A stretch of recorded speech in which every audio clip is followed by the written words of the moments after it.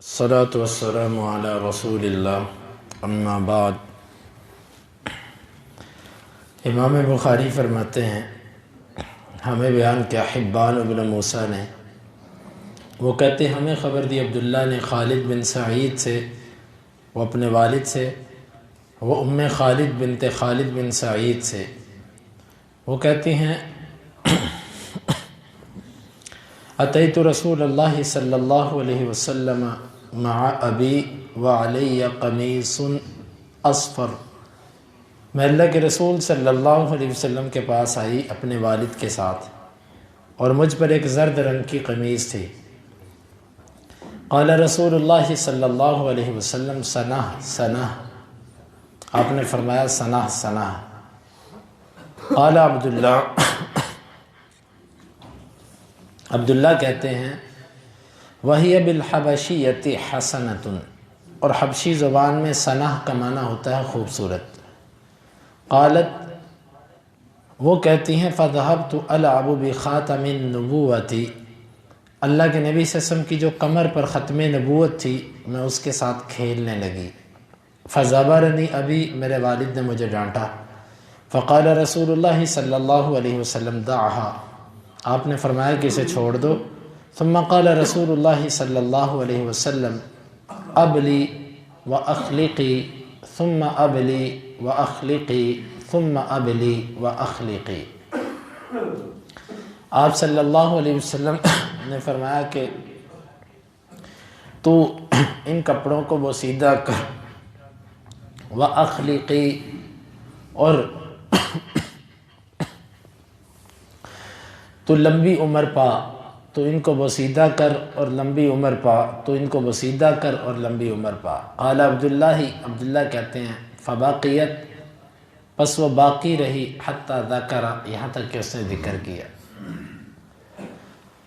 اس حدیث کا باب سے تعلق اور اس کی تھوڑی سی وضاحت۔ باب سے تعلق یہ ہے کہ آپ نے حبشی زبان کے اندر کہا سنہ سنہ، جس کا معنی ہوتا ہے ماشاءاللہ خوبصورت۔ یہ ام خالد چھوٹی بچی تھی، اپنے والد کے ساتھ اللہ کے نبی صلی اللہ علیہ وسلم کے پاس آئی۔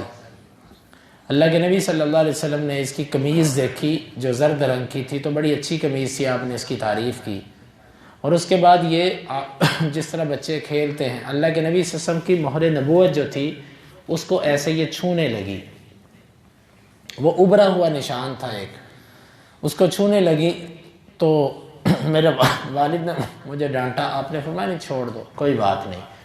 پھر آپ نے مجھے 3 دفعہ دعا دی، فرمایا کہ تو ان کپڑوں کو پہن، بوسیدہ کر۔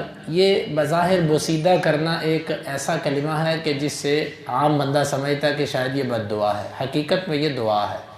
مطلب تو اس کو بوسیدہ کر، یعنی تو اس کو بار بار پہن، اور اللہ تجھے لمبی عمر عطا کرے۔ ظاہر ہے جو بار بار پہنے گا اس کی عمر لمبی ہوگی تو وہ پہنے گا۔ تو اللہ کے نبی صلی اللہ علیہ وسلم نے 3 دفعہ دعا دی، تو راوی کہتا ہے فباقیت، پھر وہ زندہ رہی۔ ابن حجر رحمہ اللہ نے اس کا معنی یہ لکھا ہے کہ جس طرح یہ عورت زندہ رہی اس طرح صحابیات میں سے کوئی اور زندہ نہیں رہی، یعنی اللہ تعالیٰ نے اس خاتون کو پھر لمبی عمر عطا کی نبی صلی اللہ علیہ وسلم کی دعا کی وجہ سے، جس طرح آپ نے یہ دعا انس رضی اللہ عنہ کے لیے کی تھی، اور انس رضی اللہ عنہ کے جو بچوں کی تعداد تھی نا وہ 120 سے اوپر تھی،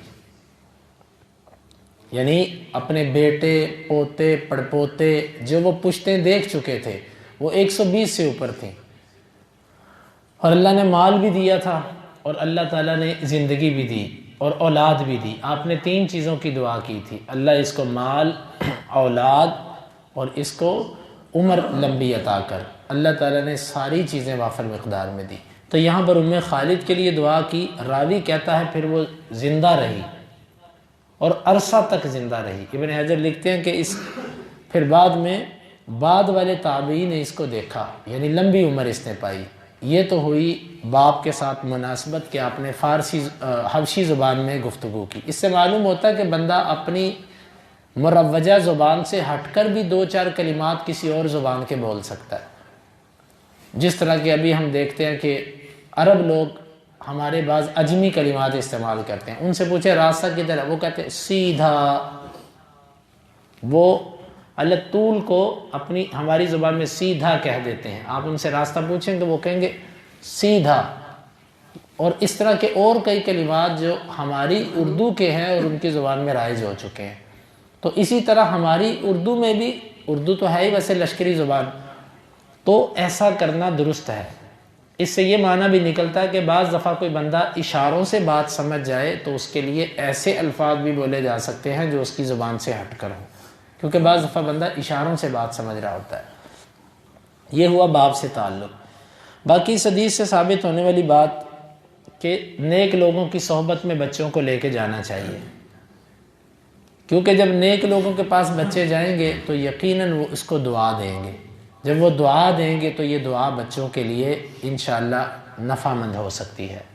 اور دوسرا یہاں پر بڑوں کے لیے یہ سبق بھی ہے کہ جب چھوٹے بچے آئیں وہ آپ کے کپڑوں کے ساتھ، آپ کی کسی چیز کے ساتھ اگر کھیلے تو اس پر تنگ نہیں پڑنا چاہیے.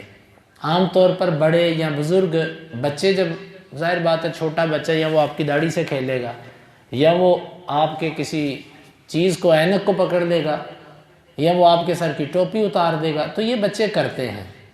اس سے تنگ نہیں پڑنا چاہیے. اس نے نبی صلی اللہ علیہ وسلم کی مہر نبوت کے ساتھ کھیلنا شروع کیا، والد اس کے نے ڈانٹا، آپ نے فرمایا نہیں چھوڑ دو کوئی بات نہیں. اور یہاں سے بزرگوں کے لیے یہ ادب بھی معلوم ہوتا ہے کہ وہ چھوٹے بچوں کو دعا دیا کریں.